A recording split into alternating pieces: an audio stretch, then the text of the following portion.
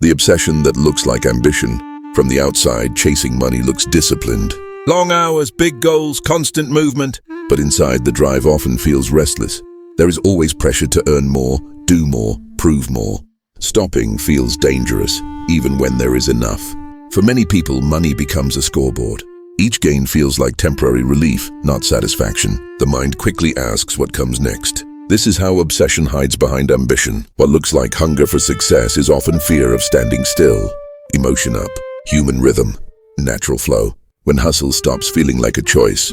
At first, chasing money feels exciting.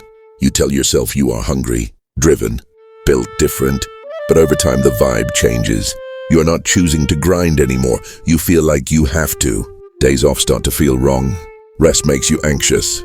Your mind keeps whispering that someone else is passing you. You're busy all the time, but never settled.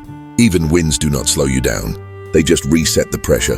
That is the moment hustle stops being ambition. It turns into something closer to fear wearing a work ethic costume. Money as a stand-in for self-respect.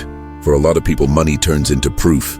Proof that they are not wasting their life. Proof that they matter. Paychecks start hitting different. A good month feels like confidence. A bad month feels personal. You stop asking, am I okay with my life? You start asking, am I winning? Compliments land harder when they come with numbers attached. Silence feels loud when the numbers drop. That is how money sneaks into your self-respect. And once that happens, walking away from the chase feels like walking away from yourself. Fear dressed up as drive. A lot of people call it hunger. But if you listen closely, it sounds more like panic. Panic about going broke again. Panic about falling behind friends who look like they are winning. Panic about being seen as average in a world that keeps score.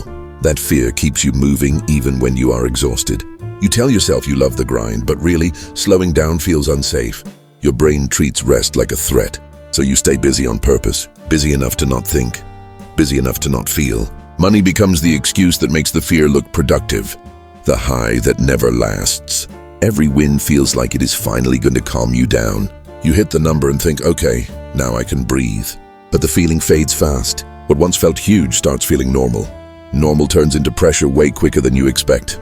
Your brain raises the bar without asking you. New goal, new stress, same restless feeling. That is when you realize you are not chasing money anymore. You are chasing a rush that never sticks. Control, safety, and emotional armor. At some point, money stops being about comfort. It becomes about control. Control over your time. Control over who you depend on. Control over how exposed you feel. Money starts feeling like armor. The more you stack, the less vulnerable you think you are.